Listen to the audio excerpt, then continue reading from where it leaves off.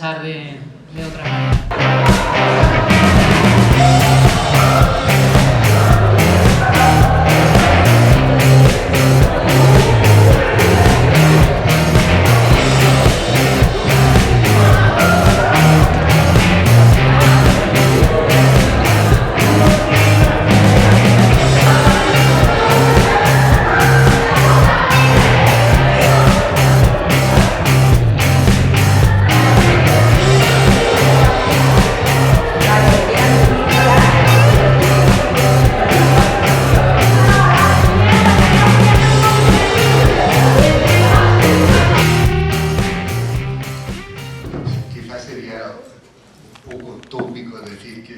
Que estoy emocionado, que estamos emocionados, pero es verdad, es cierto.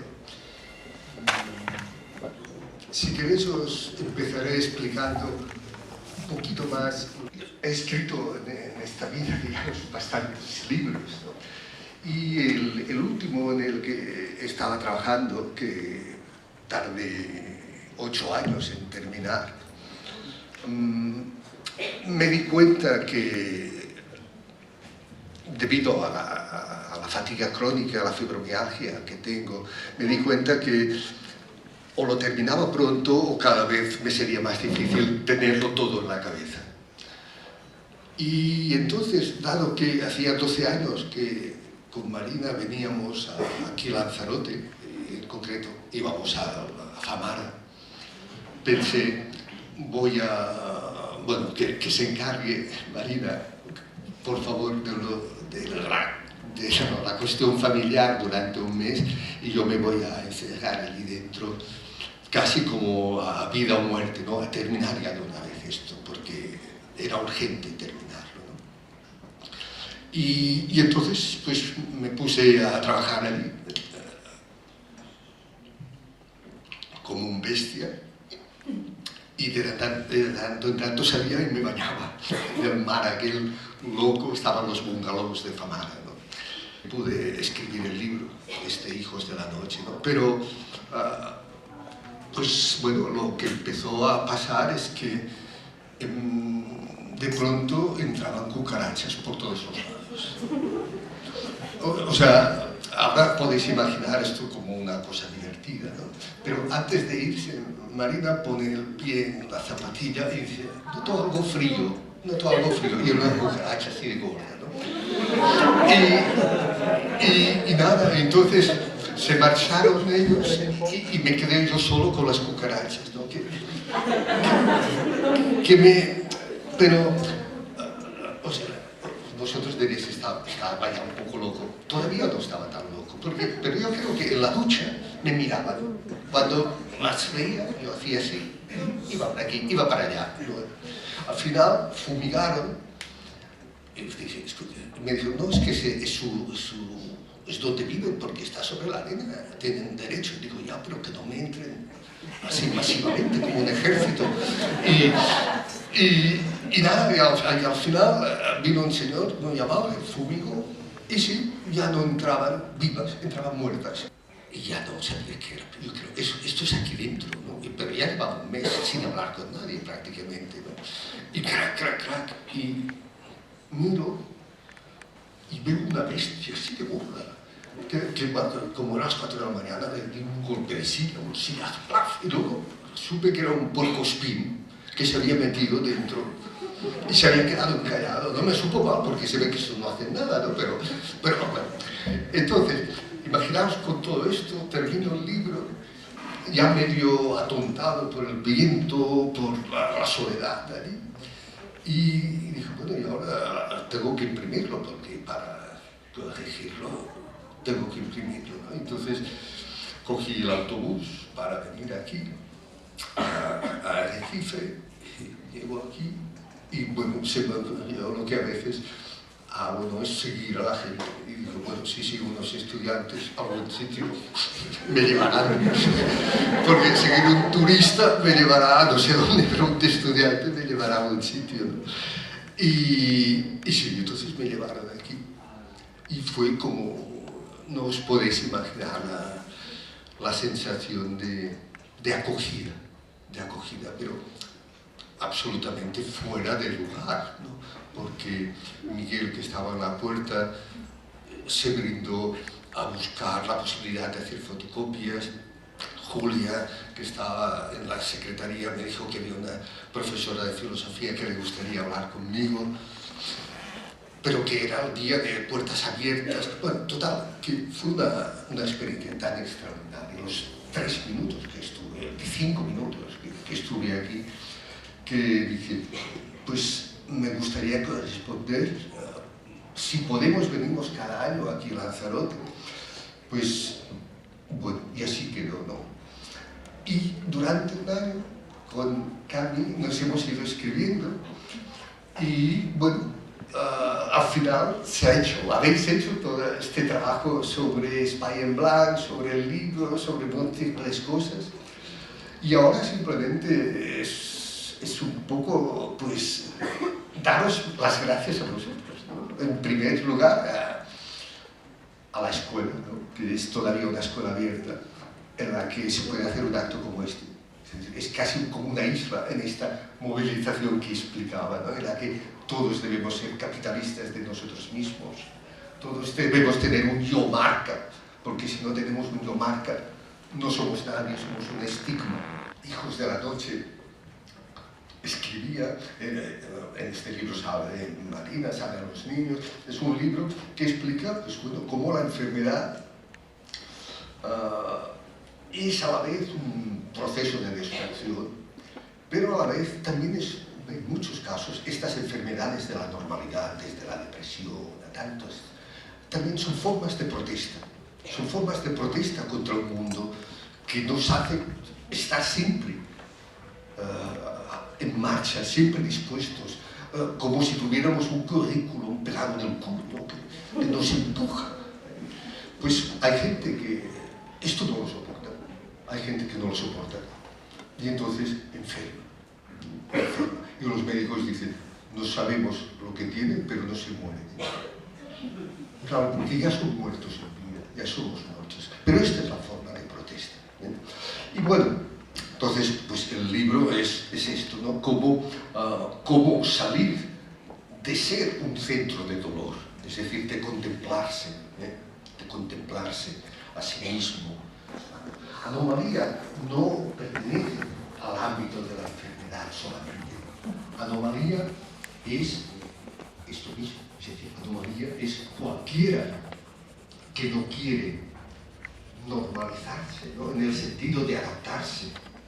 Anomalía es el que decide no encajar. ¿Dónde una fuerza de dolor debe apuntar? Esta es la gran pregunta.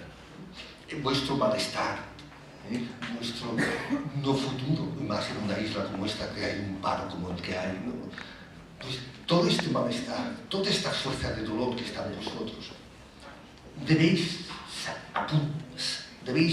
juntarnos vosotros, hacer que apunte hacia algún lugar, porque si no, se girará contra vosotros. Os quiero dar las gracias también por esta acogida y por este recibimiento que nos habéis hecho, que realmente es emocionante, como ha dicho Santi antes. Y es emocionante, entre otras cosas, por la dimensión colectiva que habéis sabido dar a algo que nosotros, junto con otros compañeros y compañeras, realmente intentamos convertir en expresión de vida, de querer vivir, de ese apuntar más allá de las vidas que nos esperan normalmente a cada uno de nosotros, pero además hacerlo dando herramientas a otros, palabras, imágenes, logos, carteles, experiencias, acciones, jornadas, películas, libros. Todo esto no son productos de un mercado cultural, editorial, académico, son herramientas realmente. Y yo lo que he visto entrando aquí era realmente cómo las habéis tomado y las habéis hecho vuestras y las habéis convertido en otras cosas y las habéis convertido en herramientas que se pueden tomar para seguir utilizando y para seguir haciendo cosas con ello, ¿no? Con palabras que otros han inventado, con imágenes que otros han creado, que no son para ellos mismos, sino que son para un nosotros que no sabemos dónde acaba y dónde empieza, ¿no? El nosotros no es, ¿no?, una identidad, no es un colectivo cerrado, no es una marca como, ¿no?, como se nos pide que sea, sino que es un vínculo, es poder decir lo que a ti te pasa, a mí también me pasa, y además la manera como tú, ¿no?, lo subviertes o lo giras o lo transformas me sirve para mi vida, para nuestra vida, para esta escuela, para esta ciudad, para este mundo común, ¿no?, que no es un puro escenario de las vidas de cada uno, sino que es realmente la realidad que compartimos. ¿Cómo la compartimos? Transformándola, diciéndola, viviéndola, experimentándola. Espai en blanc quiere decir espacio en blanco, es un agujero, es una brecha, es un silencio, es un dejar que las cosas lleguen, que las cosas pasen, traspasen, es hacer que esa realidad tan opaca, tan maciza, tan obvia, con la que se nos presenta al mundo, que nos dice es que las cosas son así, ¿qué vamos a hacer?, ¿no? Pues esto es así, esto es lo que hay, esto es lo que nos dice la realidad del mundo del trabajo, del mundo educativo, no en un espacio en blanco como este, sino en el sistema educativo en general, en la vida, ¿no? Pues, oye, chicos, esto es lo que hay, o te adaptas o enfermas. Pues no, esto no es lo que hay. Y el espacio en blanco es un agujero que dice, no, es que se puede respirar y se puede agujerear. Las leyes, la ley marca esto, la seguridad es esto, y todos queremos nuestra seguridad, no estar enfermos, que todo nos ocurra bien.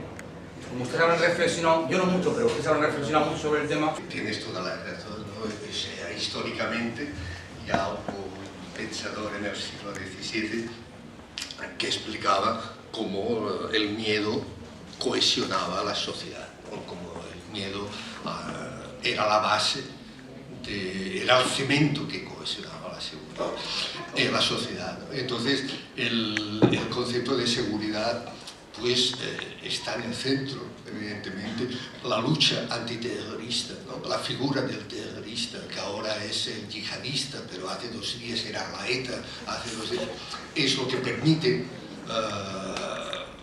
articular un discurso seguritario. Y por eso, digamos, la política se convierte cada vez más en una mezcla de lo que yo llamo fascismo posmoderno, que es un espacio de posibles en el que tú aparentemente puedes escoger, pero debajo hay un estado que identifica continuamente quién es el enemigo interior. Entonces, la seguridad sobredetermina esto totalmente, ¿no? Totalmente. Y la libertad que nos queda, pues un poco es esto, ¿no? Cuando la gente salimos a pasear, no salimos a pasear, salimos a comprar, ¿eh? Y por eso hablaba de las galerías comerciales. Entonces, frente a esta máquina, digamos, que es lo que yo llamo una máquina de movilización global, en la que nosotros somos piezas, ¿eh? Piezas cargadas de miedo, como tú dices, ¿no? Miedo al futuro, miedo a dejar de ser lo que somos, etcétera, etcétera. Pues yo creo que solo cabe una doble estrategia, ¿no? Una estrategia más, digamos, colectiva, anónima, y para mí, por ejemplo, el movimiento del 15M fue un intento de interrupción de esto, o sea que cuando la gente íbamos a las plazas diciendo no tenemos miedo, basta ya. Esto es un horizonte colectivo, construido sobre una fuerza anónima, esto es así y esto es lo que apoyamos. Sobre esto nos podremos alargar mucho. Y luego una intervención más a nivel personal, subjetiva, que es un poco la que en mi libro hacía, ¿no? La idea de anomalía. Es decir, interpelarnos a nosotros mismos como anomalía. Anomalía, en el fondo, la anomalía, fijaos, es aquel que, porque ha puesto de alguna manera la muerte dentro de sí mismo, ya no tiene miedo de nada. Y esto es un poco para romper este marco de seguridad, lo que tú dices, un poco para mí el punto de partida, por ejemplo, en clase, algo así, si la vida de estos muchachos no vale nada, porque es así realmente, porque va a ser una vida utilizada, y luego como un Kleenex la van a tirar cuando les interese. Si tu vida no vale nada, ¿qué miedo tienes que tener? ¿Qué seguridad tienes que buscar? Atrévete a volar. Atrévete a volar. O sea, hazte dueño de tu propia vida. Porque es que para el capital no vale ya nada. ¿Entiendes? Entonces, este doble discurso, en un plano colectivo y en un plano personal, yo creo que puede ayudar un poco a hundir este marco securitario, ¿no?, energético. Tenemos que estar dispuestos a renunciar a parte de nuestra libertad para ganar seguridad. Precisamente los movimientos sociales en torno al 15M, pero en otros países en torno a otros acontecimientos, es decir, las maneras en que hoy se está respondiendo colectivamente a la crisis, que no es una crisis solamente económica. Me gustaría preguntar, no sé si a lo mejor la pregunta tiene cabida o no, ¿no? Yo estoy viendo que ustedes tienen 2 niños, bueno, yo también soy madre de 2 niños. Como decimos que lo ideal sería pues que la gente pensara, ¿no? La sociedad no puede pensar si a nivel individual no hacemos futuros adultos que piensen, ¿no?, desde que son chiquititos, ¿no? ¿Cómo ustedes se plantearían o se plantean pues la educación de sus hijos? Yo lo vivo con mucho desasosiego, digamos, con mucho desasosiego. No en el sentido de que sería como antiautoritario, no les quisiera poner límites. No, esto sí, esto no. Es decir, creo que deben conocer los límites porque será la única manera que luego los puedan transgredir. O sea, esto no me preocupa mucho. Más, mi hijo ayer me decía, no paras de mandarme, no paras de mandarme. Sí, o sea, esto lo que más, digamos, van a una escuela pública, que está bien. Lo que pasa es que yo siento, no sé, Marina ya lo completará más, ¿no? Yo siento como bastante impotencia frente a un medio muy opresivo, en el sentido de que va a marcarles. Es decir, mi tarea, o nuestra tarea como padres, es muy importante, pero no sé hasta qué punto puede hacer frente, digamos, a una invasión desde las maquinitas a un tipo de valores, a un tipo de... que no sé hasta